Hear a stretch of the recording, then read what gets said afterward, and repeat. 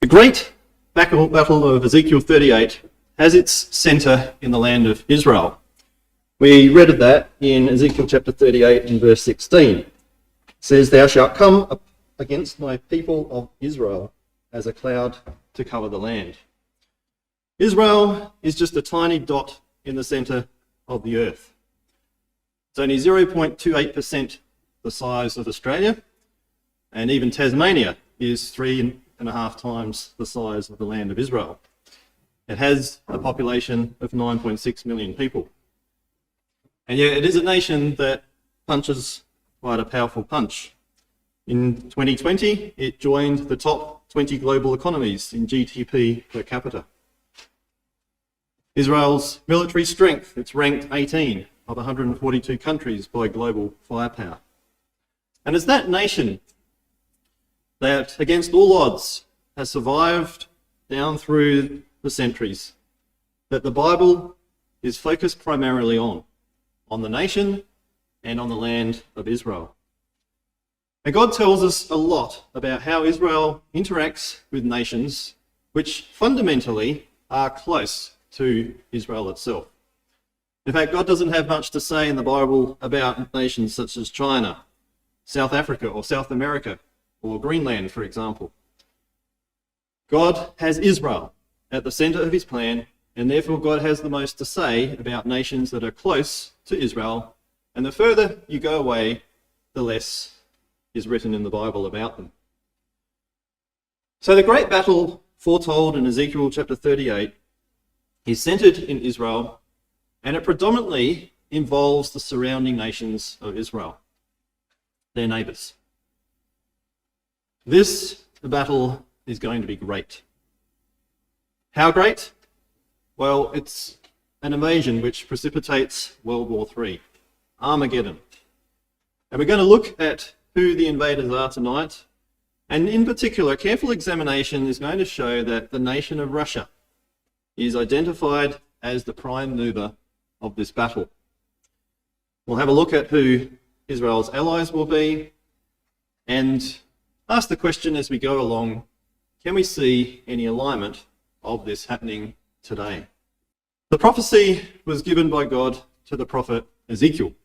Hence, the book that we read from tonight is called Ezekiel. Ezekiel was the prophet who received these words from God. It was written around the period 597 to 560 BC, so to put that in perspective, nearly 2,600 years ago. But it still has a relevance for today because it's actually what we would call a latter-day prophecy. How can we claim this? Well, if we looked at the context of Ezekiel chapter 38, we'll see that the chapter before, Ezekiel chapter 37, talks about the restoration of Israel. Talks about bones that come up and form and a body comes about, like a resurrection. And we'll say a little bit about that shortly, but that is really referencing the rebirth of Israel as a nation in 1948. We march on a little bit in time and we've got then Ezekiel chapter 38, a great battle, World War, Armageddon. In chapter 39, and it's my understanding that last week this was looked at, the invader is defeated and God is known in the eyes of many nations. And Israel also will know that it is their God that has delivered them and acknowledge that from that day forward. But this is not the destruction of the entire globe. You see, after Ezekiel chapter 39, after the destruction of that invader of Israel, we've got Ezekiel chapters 40 to 48. And they paint a beautiful picture of a world at true peace, with God's kingdom established on the earth and Jesus Christ as King reigning over the whole world. For that to happen, obviously God is going to bring some significant changes upon the earth for good. And one day he will say to his son Jesus, I want you now to return to the earth and to establish my kingdom on the earth. Jesus is going to be the Saviour. He is going to be the one to bring true peace. But unfortunately, before this, we will see the world move further into crisis and into conflict. And there are some significant events before the kingdom of God is established on the earth that we want to make you aware of and to share with you from Ezekiel chapter 38 tonight. Events which, amongst the uncertainty and the anxiety that I guess we all experience to a degree today, will invoke a trust in God as we see it is predicted Russia will build up its image empire. And also a way forward to be part of God's kingdom and the wise who shall shine like the brightness of the firmament as painted by Daniel chapter 12. Son of Man is the title given by God when he speaks to Ezekiel. In our reading tonight, you'll see that in Ezekiel chapter 38 and verse 1. The word of the Lord came unto me. So that's Ezekiel saying, verse 2, Son of Man. And that is a title that has been given by God when he speaks to Ezekiel. You'll see that the prophecy is directed towards a dictator called Gog. For example, in verse 2, Son of man, set thy face against Gog. In verse 3, towards the end, I am against thee, O Gog. And then verse 14 also, we see, therefore, Son of man, prophesy and say unto Gog. And that's continued in Ezekiel chapter 39 and verse 1, prophesy against Gog. Behold, I again am against thee, O Gog. So the whole way through, God keeps speaking to this man who will dominate the entire Eurasia continent. The narrative of Ezekiel 38 describes an invasion and a conquest of Israel. It will occur in the latter days, and the invader will be a coalition of nations headed by Russia.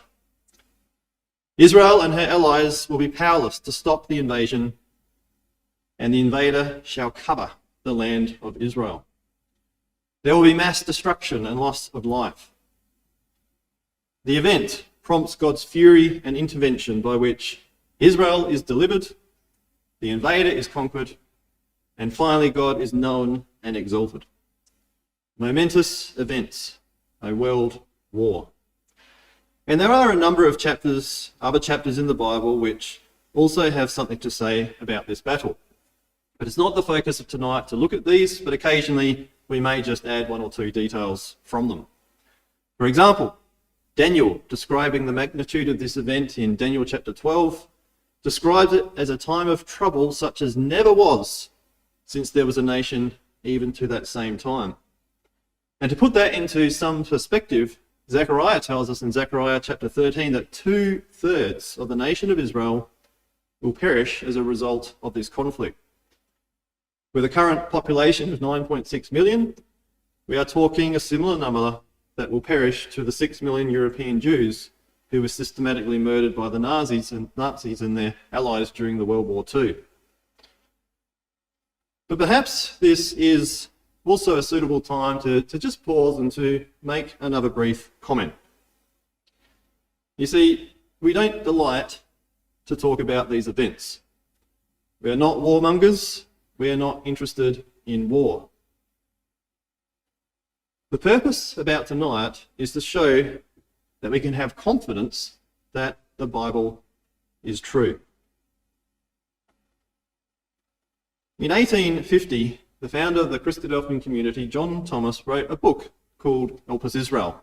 Elpis means hope, the hope of Israel, being a comprehensive description and explanation of the gospel, that is the good news of the kingdom of God and of the name of Jesus Christ, and with reference to the time of the end when the God of heaven will actually set up that kingdom that will never be destroyed. And in the preface, he wrote this of the movements of Russia and how they relate to the latter-day prophecies and predictions of Jesus' return. And in particular, his great battle that's described in Ezekiel chapter 38.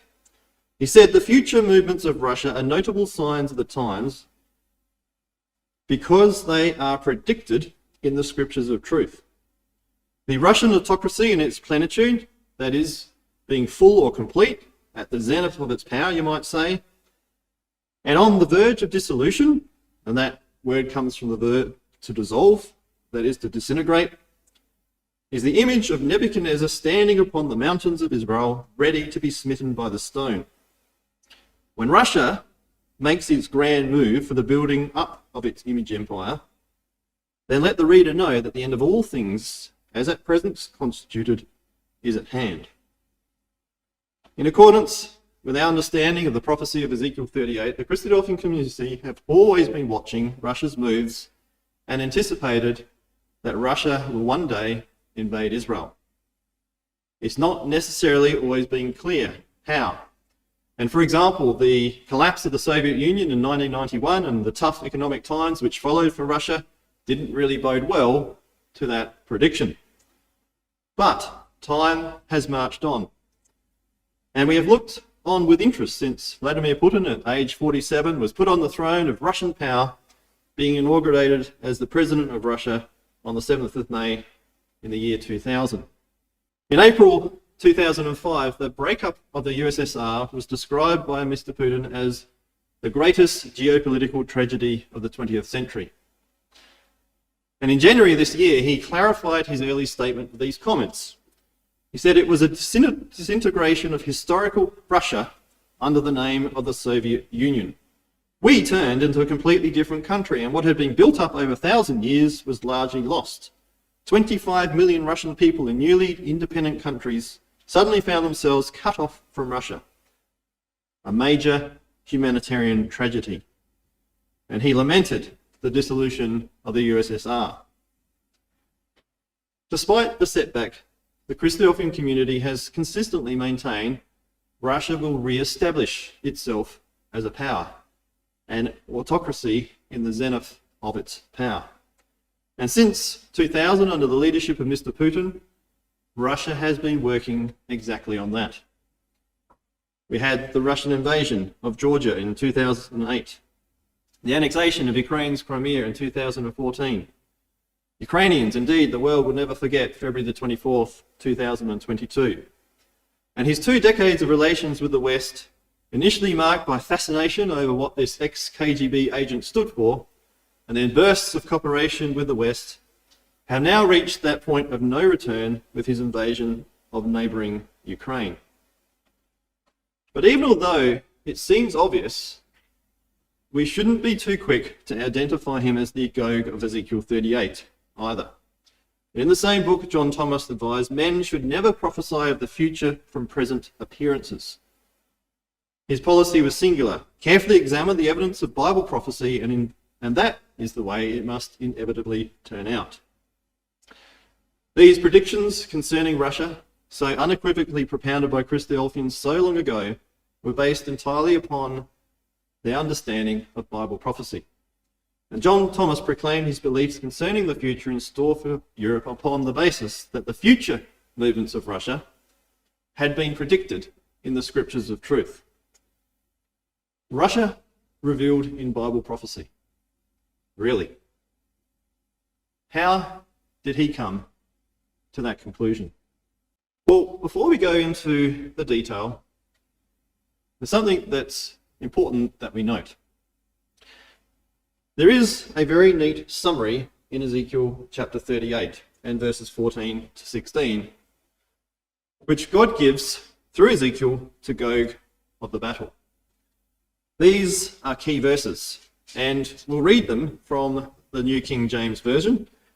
And while we're looking at that, what I suggest, those who at least at the tables, you might like to put a coloured line next to those verses in army green or something like that, so that they jump out at you in the future. These are the key verses and the summary. And in those verses, reading from the New King James Version, we read, "Son of man, prophesy and say to Gog, thus says the Lord God, on that day when my people Israel shall dwell safely, will you not know it? Then you will come from your place out of the far north, you and many peoples with you, all of them riding on horses, a great company and a mighty army. You will come up against my people Israel like a cloud to cover the land. It will be in the latter days that I will bring you against my land, so that the nations may know me when I am hallowed in you, O Gog, before their eyes." So in these key summary verses, Gog is depicted as the supreme commander who lives to the far north of Israel. And in fact, you can draw a line directly north of Jerusalem, and you almost cut in half the city of Moscow, directly north of Israel, and from the far north, as we know, is the nation of Russia. Gog heads up an immense and powerful army, which will invade the land of Israel. When's it going to occur? Well, it tells us that it will occur on a day when Israel dwells safely. It'll be in the latter days. That is, an era preceding the return of Jesus Christ. Here's a chapter breakup of Ezekiel 38. Basically just to provide a framework to what it's about. In verses 1 to 7, we read a description of the invading army. In verse 8, it gives the location and timing of the invasion. Verses 9 to 13, we read about Gog's victory over Israel and her allies. In verses 14 to 16, as we've just read, sandwiched, if you like, in the middle, is God's summary of the battle. Verses 17 to 22, God subsequently intervenes. Gog is defeated, by which Israel is delivered. And the end result in verse 23, many nations shall know Yahweh. So that's a suggested breakup there of Ezekiel, and I can see people writing, and if I go on to the next overhead, they're probably all going to not be happy with me. But anyway, I'll put that up later if you like. So what I want to do now is to make clear from the same chapter that it is actually a latter-day prophecy. And we're given some hints in verses 8, 11 and 16. So if you just have a look again in your Bible, you'll see there in verse 8, it says, "After many days thou shalt be visited in the latter years." See that phrase? It then talks about this invading army coming against Israel, and at the end of that verse, it tells us that Israel is going to be dwelling safely, all of them. Again, down in verse 11, "I will go up," this is what Gog says, "I will go up to the land of unwalled villages, to them that are at rest, that dwell safely, all of them dwelling without walls and having neither bars nor gates." So it's the language, isn't it, of a nation that is dwelling safely. They're not locking the gates, as it were, at night. In verse 14, we have the same with that summary. "In that day when my people of Israel dwelleth safely." And then in verse 16, "It shall be in the latter days." The term, and as a little suggestion, those who have got some coloured pencils, it's probably worth just highlighting those little phrases. That gives us the timing of Ezekiel 38, an invasion that is going to occur in the latter days, when Israel is dwelling confidently in unwalled villages. The term latter days in the Bible describes a time around the return of Jesus Christ, either immediately before or after. It refers to our time. How do we know this? Well, we're also told some details, aren't we, there, about Israel. First of all, if we go back in time, moving from 1948, go back in time to AD 70, the nation of Israel didn't exist. In AD 70, the Romans scattered the Jews to the four corners of the earth, and there was no Jewish nation in the land. And going back further from AD 70, when Israel did dwell in the land, they actually dwelt in walled villages.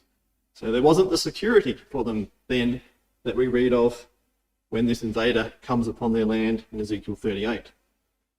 So the only time this could be talking about is actually post-May 1948, when the state of Israel was redeclared, when they were re-established as a nation in the land of Israel. Verse 8, "After many days thou shalt be visited in the latter years. Thou shalt come into the land that is brought back from the sword and is gathered out of many people against the mountains of Israel, which have always been waste." And so there's a description there of the nation that is called Israel today. It has mountains, we see there. And this, therefore, is a latter-day prophecy of the invasion of the land of Israel. Well, let's move on. Who are the invaders? As we said before, the prophecy was given to Ezekiel nearly 2,600 years ago. And when that prophecy was given to him, it was given to him in the Hebrew language. There are mostly names of nations that we read here in Ezekiel 38, which are not known by these names that we've read to us today. So to work out some of the place names, the identities, the territories, we're going to need to go to scholars of Hebrew language and scholars of ancient history to work them out. To complicate, many of those were nomadic tribes. They moved around. So in the end, they are more identifiable by their culture and their beliefs than necessarily a physical location with borders. So there are some nations which we can be very certain about. There are some areas where it's more a vicinity. We would be bold to draw any borders for those. But once we've worked all those out, then we can combine them and see who the invaders are and the allies of Israel. So verse 2, Son of man, set your face against Gog.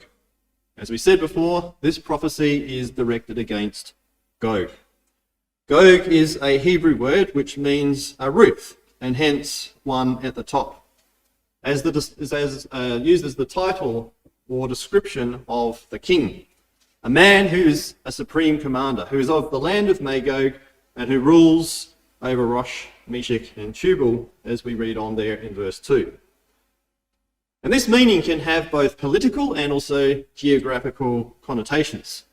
Politically, the word indicates a powerful leader, a man of immense political and military stature. Geographically, he comes from the top, from the uttermost parts of the north, as it tells us in verse 6. In other words, the powerful man, codenamed Gog, here is the leader. And Gog is the title that God gives for this dominant leader of the invaders in Ezekiel 38, who are set to invade the Middle East and who attempt to destroy Israel. In summary, this is then what we are told about this powerful man, codenamed Gog. We're told in verse 2 he is of the land of Magog, that he is the prince of Rosh, Meshech, and Tubal. And these three really define the territory which is the primary dominion of Gog. He comes from the far north in verse 15. He's also the commander of a multinational force, including these nations in verses 5 to 6, Persia, Ethiopia, Libya, Gomer, and Togarmah. In Daniel chapter 11, which is again another parallel prophecy to the events of Ezekiel 38, he's described as the king of the north, and we're given details on what he is like. Here in Ezekiel chapter 38, primarily we are told where he comes from and who's with him. And time permitting, we'll have a look at some of his characteristics in Daniel 11 towards the end of tonight. We're then told that this powerful man, codenamed Gog, in verse 2, is the leader of the land of Magog. Gog of the land of Magog. Now, keeping in mind this prophecy was made in 593 to 560 BC, so we need to focus on who the land of Magog was at the time and the geography. The Magogites were a nation of people identified as the Scythians by the Greeks later on. And Josephus, a Jewish historian, writes, Magog founded those that from him were named Magogites, but who are by the Greeks called Scythians. He makes an immediate connection with a nation, the Scythians, for which we find there is a lot of information available. The Scythians dwelt in the north of the Black Sea and of the Caucasus Mountains, and in the area which now belongs to southern Russia. The most detailed Western description is by Herodotus. Now, Herodotus, we're going to quote from a little bit tonight. He was an ancient Greek historian. He's actually the earliest historian, and he wrote around about 150 years after Ezekiel. So you would think that most of the detail he has shouldn't be too bad.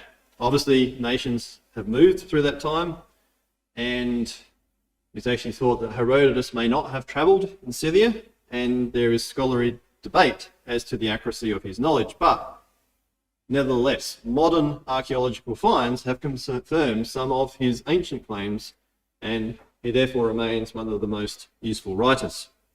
In many instances, maps of the ancient world like that of Scythia are at best approximations. And it's really the Scythia's wars and origin stories by ancient sources that help to determine the general areas of dominance. Herodotus wrote that they spread from the river of Tanas or Don westward along the banks of the Ister or Danube. In other words, the area later known as Hungary and Transylvania. Diodorus Siculus, who wrote approximately 100 years before Josephus, traced the Scythians much further into Europe, the shore of the Baltic. And from Herodotus' writings, he says the land of Magog also incorporated the nations of Central Europe, including Germany and other nations as far as the Baltic. So there is some evidence that the Scythians pushed to the west, but not in large numbers. And they didn't leave cultural, archaeological, or a linguistic footprint in Eastern, Northern, or Central Europe. However, in an examination of the opening verses of Ezekiel 38, it should be carefully noted that Gog is not the prince of Magog. Gog is described as the prince of Rosh, Meshech, and Tubal, as we shall shortly establish. And that's important because the importance of that is that Europe, especially Central Europe, is to come under the leadership or authority of one, Gog. He has supreme power over these nations. And therefore, for him to be able to do that, he must establish his power either by stealth or negotiation or by conquest. Gog is also called the Prince of Rosh, Meshech, and Tubal. And at this point, we do need to refer to other translations than the King James Version.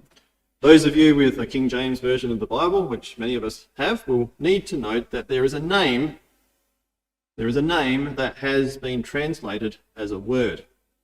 And that little word translated as the chief is actually a Hebrew name. You'll also see, for those of you that have a Bible with a margin in the centre, that there's a little number 5 next to the chief prince. And then when you go across into the margin, it says, or prince of the chief. Okay, you might look at that and think, it's just kind of been reversed. That's cute. Well, the Hebrew reads Prince of Ross. Ross being a Hebrew name for the chief. And you'll see that from other translations that the name has been reinstated. So that the New King James Version, which is up there on the screen, Moffat, Septuagint, the Amplified Bible, and others, render that as Prince of Rosh. The word rendered prince in the AV is also interesting. The Hebrew word signifies an exalted one, or someone who's lifted up by Gesenius. And the imputation is that Ezekiel was describing a powerful and authoritative leader who would become the leader of Russia and other nations in the latter days. In Daniel 11, describing the character of this man, he says, "The king shall do according to his will, and he shall exalt himself above every god." So those taking notes, it might be just worth underlining that word prince, putting there Hebrew, an exalted one or lifted up, and link that with the Daniel 11 verse 36. Hopefully you've followed that, because if you looked at your King James Version, you'll say, well, there is no Rosh mentioned. The point we're trying to make here is that basically that little word translated as the chief is actually a Hebrew name, Ross. So it should read, Gog of the land of Magog, the prince of Rosh, Meshech, and Tubal. Well, there is a very impressive array of evidence to identify the name of Rosh with modern Russia. The historian Bokar, in his work Sacred Geography, wrote, "Ross is the most ancient form under which history makes mention of Russia." Stanley, in his book, The Jewish Church, stated the name Rus, Hebrew Roas, Ross, the Septuagint Ross, unfortunately translated in the English version, the chief, first appeared in Ezekiel 38 verse 2 and then 39 verse 1. It is the only name of a modern nation that appears in the Old Testament. Edward Gibbon, in Decline and Fall of the Roman Empire, wrote, among the Greeks, the national appellation has a singular form, Ross. The highly respected Hebrew scholar Gesenius, in his Hebrew Chaldee lexicon to the Old Testament, states, proper noun of a northern nation with Tubal and Meshech, undoubtedly the Russians, who are mentioned by Byzantine writers of the 10th century under the name of Oiros, the Russians dwelling to the north of Taurus. The history of Russia. The name Rus was first applied to the chief men of Kiev, and then to the province of Kiev, and thence over time to people ruled by Kiev, and lastly to all of Russia. It's a very interesting point, isn't it? Very much about what Russia's invasion of Ukraine is today. So we go on. Kiev, Rus, was for a long time known among the Greeks as Scythia or Taro-Cilicia. These Tauro-Scythians called themselves Rus. So not only by neighbouring countries as the Rus, but that is what they also called themselves as well. And obviously Ezekiel used the name because it was familiar to him. And Herodotus, writing 150 years later, and Ezekiel refers to royal Scythians under the name Rus, and he lists 5 generations of royal lineage. Perhaps we've laboured the point a little bit much, but what I'm trying to do is that with all that information, I doubt you would fail to see the point. Rosh in Ezekiel 38 is indeed identifiable as Russia. And we'll see that there is a lot more that substantiates that conclusion as we progress through Ezekiel 38. Well, what about Meshech and Tubal? Remember we said earlier that Rosh, Meshech and Tubal really define the territory which is the primary dominion of Gog. Meshech and Tubal referred to in the records of the Assyrians. Those records were around the 9th century BC. In those records of the Assyrians, they're referred to as the Mushki and Tabal, as being on the northern border of the Assyrian kingdom. Herodotus recorded that Meshech and Tubal were known in the time of Darius and Xerxes as the Moshki and the Tiberonoi. Josephus identifies the area as the Roman provinces of Cappadocia and Iberia, which is now Georgia, the eastern end of the Black Sea. Boka identifies them as inhabiting the Moshkin Mountains between the Black and the Caspian Sea. And you'll see there up on that map, to your left is the Black Sea, and to the right there is the Caspian Sea. So Meshech, we're in that little bit of land in between, as Boka identifies. And Gesenius wrote of them a barbarous people inhabiting the Moshkin Mountains between Iberia, now Georgia, Armenia and Colchis. But they didn't actually remain there. And there's actually good reason to believe that they migrated further north. In Eaton's Bible Dictionary, he has this to say: during the ascendancy of the Babylonians and Persians in Western Asia, the Moshki were subdued. But it seems probable that a large number of them crossed the Caucasus Range and spread over the northern steppes, mingling with the Scythians. And there they became known as Muskovs, and gave that name to the Russian nation and its ancient capital, Moscow, by which they are still generally known throughout the East. And Boka has written, it is credible that from Ross and Meshech, of whom Ezekiel speaks, descended the Russians and Muscovites, nations of the greatest celebrity in European Scythia. John Alfrey says, with the fall of Assyria and the rise of Babylon and Persia, the Muscoi were subdued, and there can be little doubt that large numbers of them were pushed northwards beyond the Caucasus, where they resumed a nomadic existence, wandering over the northern steppe lands, mingling with other Scythians. McClunkin Strong, there they became known as Moscovs, and gave their name to the Russian nation and its ancient capital. And history tells us that in 1222, the Mongols invaded Europe, crossing the Caucasus Mountains, and Mushki and Tubal were there. They were still there. But they got out of the way of the Mongols and settled on the shores of the Black Sea. And evidence would lean towards modern-day Georgia, Armenia, and Azerbaijan, sort of supported by, that's just for you, Sarah, getting my names wrong. These are supported by Georgian and Armenian historians. So back to our map, this area here between the Black Sea and the Caspian Sea. It's Meshech. As far as Tubal is concerned, it's a bit more difficult to find conclusive information. Some commentators would say that they migrated a bit further north into an area we would call today Siberia.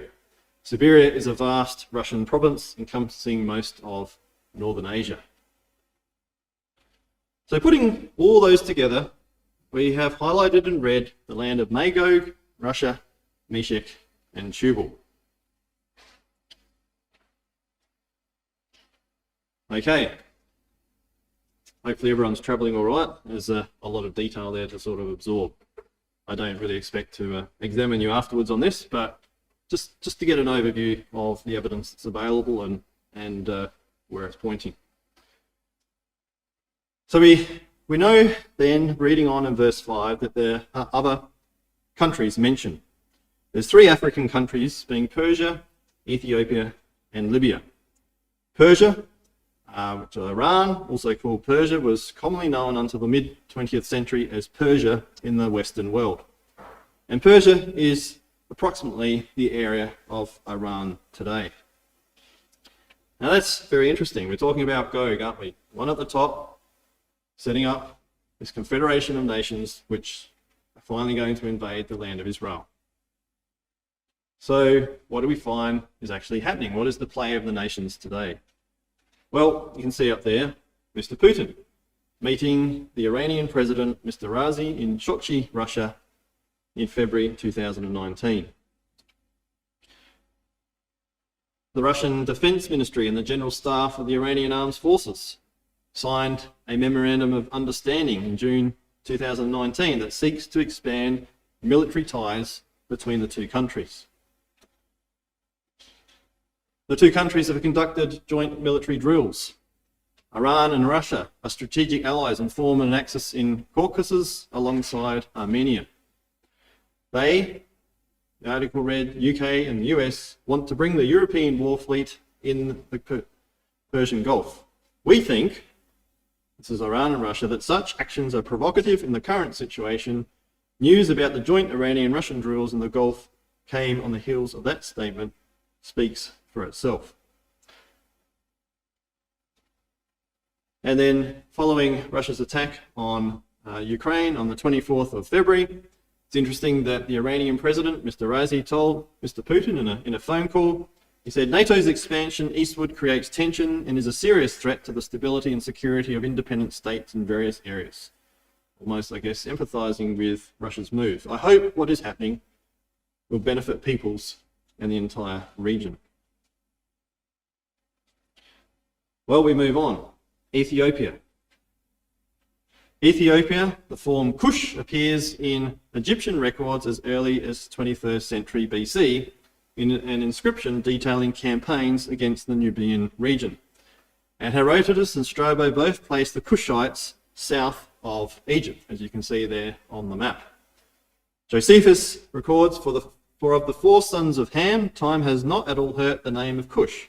For the Ethiopians, over whom he reigned, are even at this day, both by themselves and by all men in Asia, called Cushites. The explorer James Bruce, in 1770, a tradition among the Abyssinians, which they say they have since time immemorial, that in the days after the deluge, Cush, the son of Ham, travelled with his family up the Nile until they reached the Atbara plain, then still uninhabited, from where they could see the Ethiopian tableland. There they ascended and built Axum, and sometime later returned to the lowland, building Meroe. At the time of the compilation of the Hebrew Bible and throughout classical antiquity, the Nubian kingdom was centered at Meroe in the modern-day nation of Sudan. So Sudan, or Ethiopia, it approximates modern Sudan and Ethiopia. Again, what are we looking at? Well, in terms of Sudan and Ethiopia, Russia's been working at its relationship. Russia's relationship with Sudan is far from new. Moscow has been exporting substantial amounts of military equipment to the country for decades, even after a UN arms embargo was put in place in 2005. Sudan holds the distinction of being the first Arab nation to purchase Russia's Su-35 jet. What has recently changed, though, is the depth of Russia's engagement, which now encompasses substantial economic interests and underscores Moscow's reliance on Sudan as a springboard for its broader strategic goals in Africa, access to the Red Sea and natural resources, and the general expansion of its regional influence. Russian and Sudanese officials have both indicated that a base is in the works, as well as agreements following naval vessels to dock at each other's ports. 2019, there we have the Prime Minister of Ethiopia and the President of Russia shaking hands on an agreement. So it's clear, Russia is working hard at a relationship with Ethiopia, as we would expect from Ezekiel chapter 38. Libya. Josephus writes, Phut also was the founder of Libya and called the inhabitants Phutites from himself. There is also a river in the country of Moors which bears that name, whence it is that we may see the greatest part of the Grecian historiographers mention that river and the adjoining country by the appellation of Phut. But the name it has now has been by change given it from one of the sons of Mesraim, which was called Libyos. Pliny the Elder and Ptolemy both placed the river of Phut in the west side of modern Morocco. And Ptolemy also mentions the city Putia in Libya. Libya, similar as today, but extending further to the west in Algeria. Again, as in Syria, Russia's interests in Libya include expanding its military and political reach in the Middle East and Mediterranean, while also waging a proxy battle with rivals such as Turkey. Washington Post in June 2020.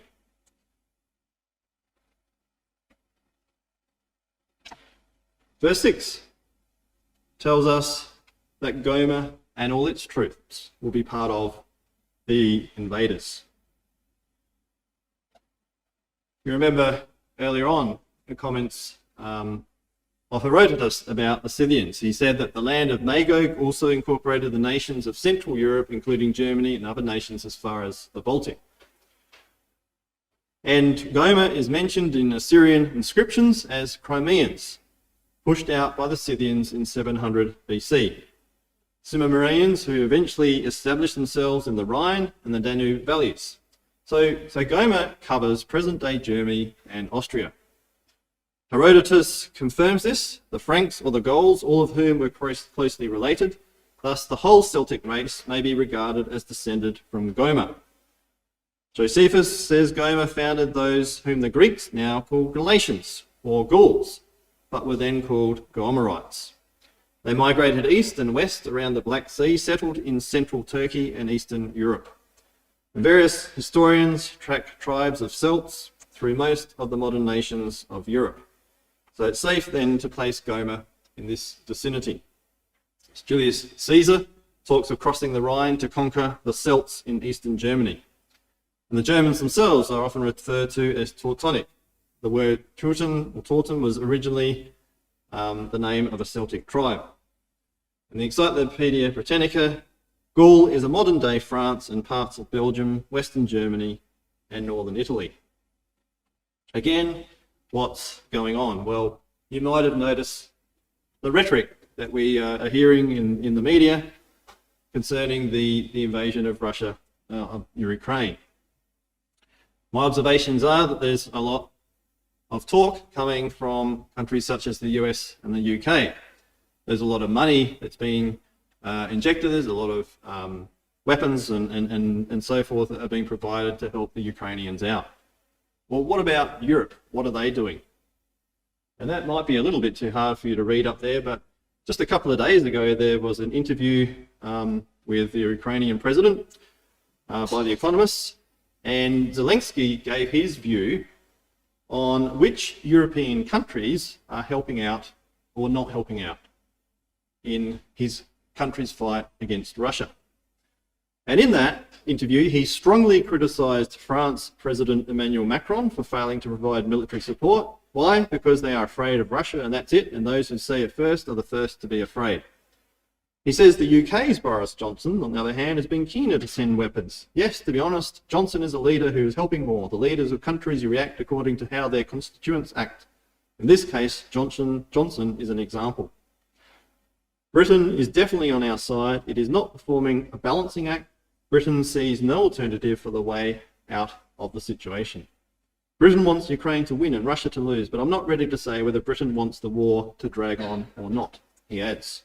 Germany, he says, meanwhile, is on the fence. They are trying to be balanced. They have a long relationship with Russia, and they are looking at the situation through the prism of the economy, as well they would, when 40% of their gas comes from Russia. They help out at times. I think they are trying to adjust to the situation as it develops. They are also looking at how the situation affects their own country. They can help if there is pressure on them domestically to do so, and they can stop when they see that they have done what is sufficient. So you can see cracks. And it gels, doesn't it, when we think that ultimately Gog is going to be over Gomer, and Gomer is those European countries.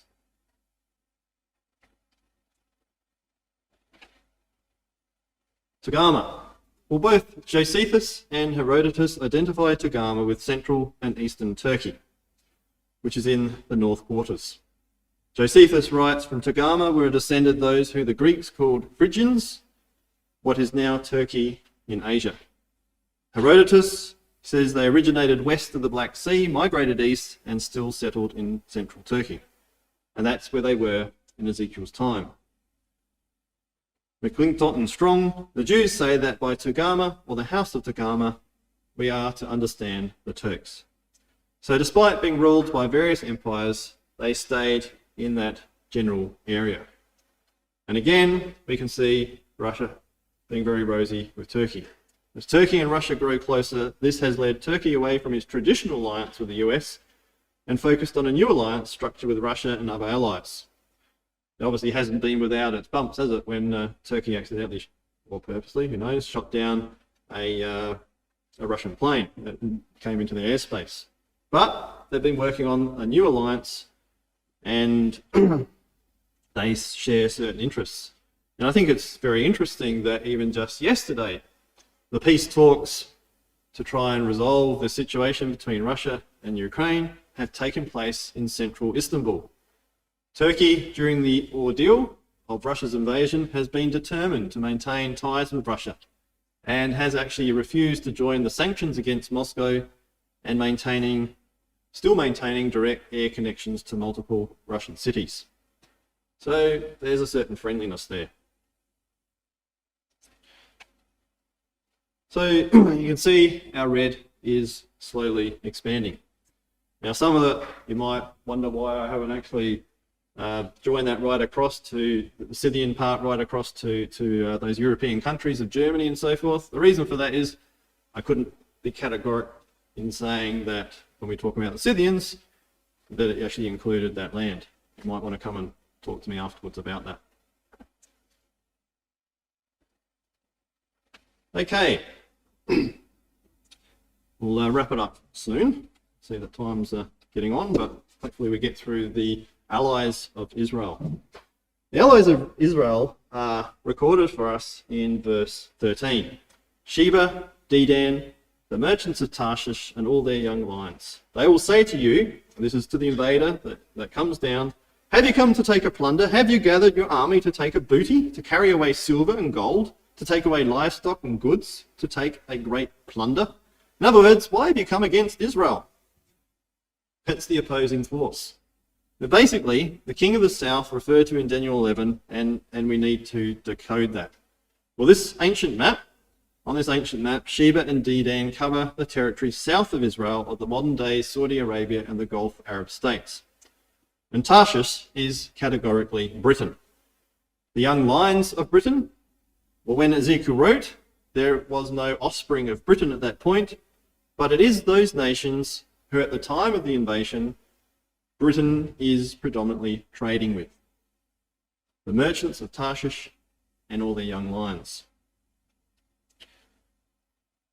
McIntosh and Strong, Sheba and Dedan point to the inhabitants of the Arabian Peninsula. Gesenius, Sheba, a nation and a region of Arabia, a proper name of a people, Dedan with a country or like name to be sought on the shore of the Persian Gulf. So putting that all together, there's Sheba and Dedan. The merchants of Tarshish, well, that's the language of trade. And Tarshish is mentioned many times through the Bible, and using those references that you see up there on the screen, these can build quite a picture which fit the nation of Britain, that is the United Kingdom, very well. You see there in the Bible we're told it's an island power, that it has a significant navy.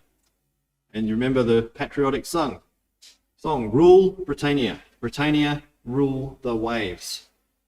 And England's dominance grew as it set up trade routes, and others, such as Captain James Cook, claimed the east coast of Australia, setting a precedent for later expansion as an empire with overseas states. The merchants also traded in tin, and archaeologists have found these tin ingots from more than 3,000 years ago, dated more than 3,000 years ago in Israel. And they've actually found that they've come from Cornwall in England. Tin was a rare commodity in those times, so it proves that complex trade routes existed. And without doubt, Tarshish is Britain or the United Kingdom. And what about all their young lions? Well, Britain is seen as the old lion, and in this World War I poster you can see this. The empire needs man. The overseas states all answer the call. Helped by the young lions, the old lion defies his foe. So help is requested by the old lion Tarshish from all the young lions. The English-speaking nations such as Canada, Australia, America, and New Zealand, and so forth. Okay, that's a World War II poster. Is that just a cute coincidence? Well, consider this. You find this line on the arms, coat of arms for Australia. You should be able to see that there on the far bottom right. It's the line on the coat of arms for Canada. It's the line on the coat of arms for New Zealand. The line on the coat of arms represents the English settlers. So the young lions of Ezekiel 38 verse 13 represent the Commonwealth nations. And I think it's really more of a financial alliance. See, it mentions merchants, those who travel for business, travelling traders, a business person, a commercial business person.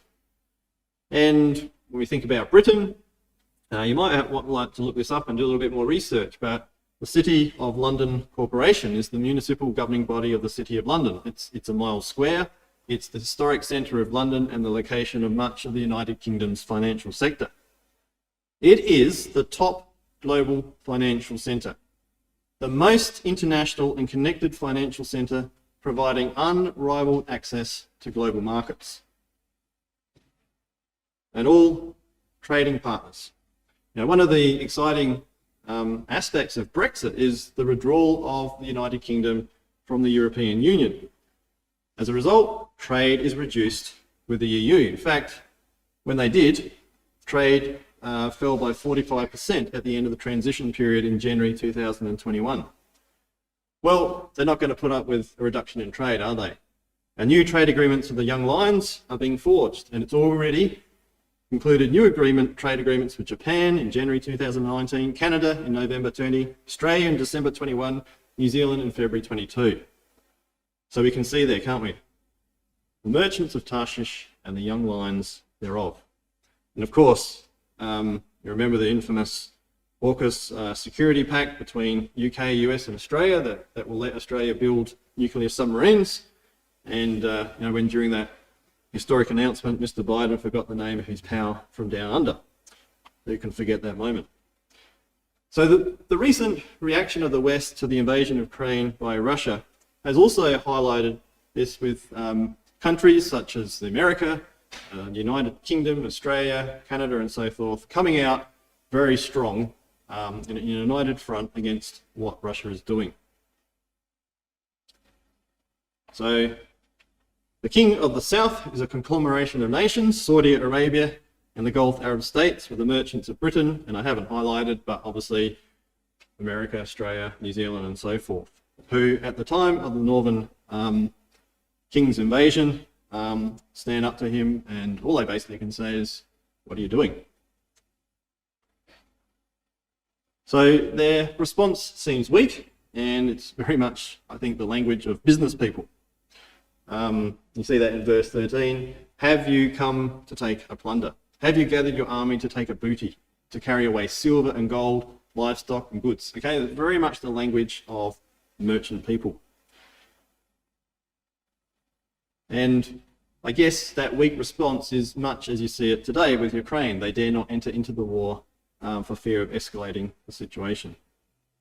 Well, in Ezekiel 38 verse 16, we read, "Thou of this northern confederacy, thou shalt come up against my people Israel." Note that it doesn't say come down, even though Gog is from the north. Why? Well, you might just first of all want to jot down Daniel 11 verse 43 to 45 next to Ezekiel 38 verse 16 and that little phrase, thou shalt come up. And to answer that, we need to look at the parallel record of Daniel chapter 11. Now, we're not going to go into the detail of that. You can probably just see there on the screen with that colour coding. It shows that those two records are parallel. They're speaking of the same event. As I said before, Ezekiel 38 tells us where he's from, those nations that will be under him. Daniel 11 actually focuses on Gog and what he's like. Now, if we read verses 40 to 45, we read there that that Egypt doesn't escape. I'm going to read from the New King James Strong's version. At the same time of the end, this is Daniel 11, verse 40, the king of the south shall attack him. The king of the north shall come against him like a whirlwind of chariots, horsemen, with many ships, and he shall enter in the countries, overwhelm them, and pass through. So this is that northern confederacy of nations under Gog that we've just considered.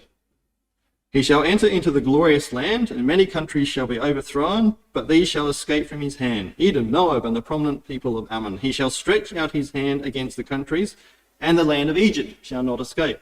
So you'll note when we're going through that list of invading countries that Egypt didn't feature. Well, we're told here that when he comes down, he's actually going to invade Egypt. He shall have power over the treasures of gold and silver and over all the precious things of Egypt, verse 43. Also, the Libyans and Ethiopians shall follow at his heels. Okay, we know that. We've already seen that they're going to be part of that northern confederacy. But news from the east and the north shall trouble him. So what we've got is a picture of this goading host that has come down and is in the land of Egypt. And then in verse 44, some news comes from the east and the north. Okay? If he's already in Egypt, then the news, whatever it is, must be something that's happening above him. What does he do? Well, he responds. Therefore he goes out with great fury to destroy and annihilate many. And he shall plant the tents of his palace between the seas and the glorious holy mountain, yet he shall come to his end, and no one will help him. So there we have it. Egypt doesn't escape, but while in Egypt, tidings from the east and the north upset Gog. He goes up, as Ezekiel says. So there's their answer in it. Even though he's in the north, we'd expect this invasion of Israel to be from the north, but the language of Ezekiel is that it's coming from below. Well, the reason for that is that this invading party has already come down into Egypt. There's some news from the north. Up he goes, and we see there's a great battle that takes place at Jerusalem, God's holy mountain, and that is where Gog will meet his end. We'll wrap up soon. There's too much information in there. Just to point out from Daniel 11, a couple of little things that are mentioned about Gog. It tells us that this Gog will be a king that will do according to his will, and it tells us at the time of the end that the king of the south is going to push at him. So remember I said Daniel describes the character of Gog, whereas Ezekiel describes where he's from. And we could put up lots of media showing Mr. Putin's efforts and dealings with the nations mentioned amongst the invaders of Ezekiel 38, as we conveyed earlier. We know Russia is the enemy of America. Russian aggression has triggered a geopolitical awakening, and rather than terrorism, Russia is now seen as the biggest security threat.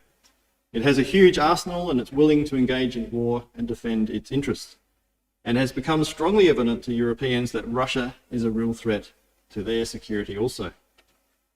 That's a picture from The Economist. I think it very aptly paints Mr. Putin as the king of the north, the Gog. You remember that verse from Daniel 11 verse 40? It says that the king of the south is going to push against the king of the north and provoke him. Push here is the Hebrew word which means to gore, as an animal with a horn goring somebody. It wouldn't be very pleasant. Life-threatening, but not life-threatening, but annoying.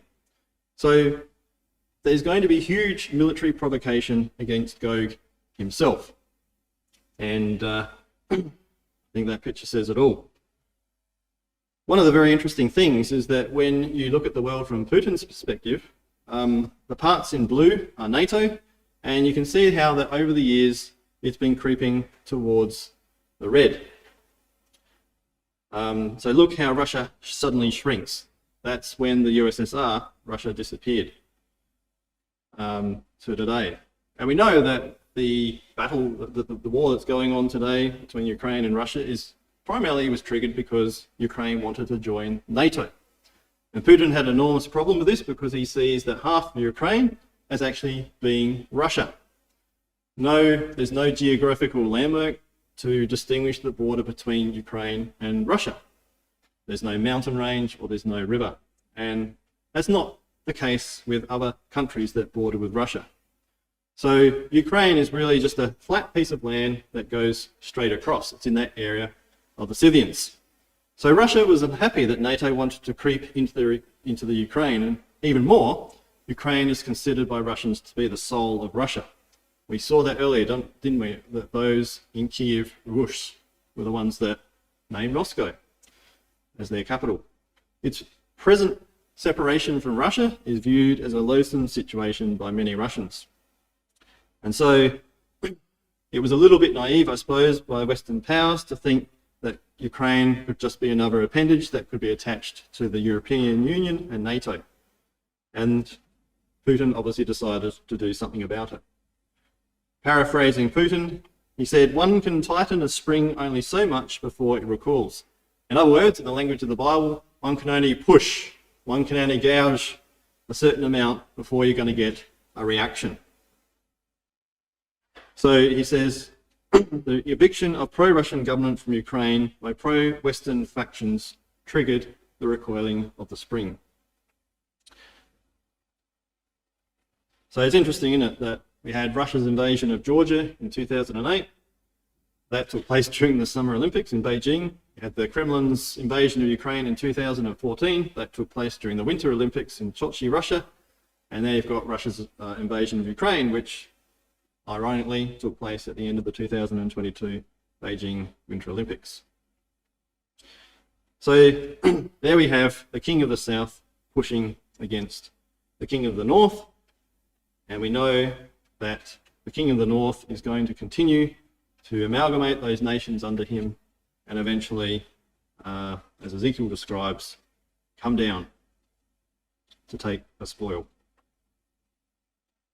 Well, we'll finish on this. Remember, we started by saying that the chapters after Ezekiel 38 and 39 describe a beautiful picture of a world at true peace, with Jesus Christ as king reigning over that world. God is going to bring some significant changes upon the earth. And there's going to be trouble, upheaval in that process. But one day he will say to his son, I want you now to return to the earth and establish my kingdom. In Revelation chapter 16, which in red you can see, either side of those verses, either side of that verse there in red, talk about this great day of God Almighty. This battle which is known to take place in Armageddon. And the warning there is, Jesus says, behold, I come as a thief. Blessed is he who watches and keeps his garments, lest he walk naked and they see his shame. So you see, as a final warning, it's all well and good to look at the mechanics of what's going to happen with this great battle and who's who and who's on what side. It's all well and good to look with interest at what's happening around us and to say, yeah, we can see that all coming together. That's very encouraging. But the real question is, what reaction is that going to engender in us? Are we just going to look on and let life go by? Or is it the question that we should ask, is there something I should do then to be part of that time beyond this time of trouble that we're currently living in?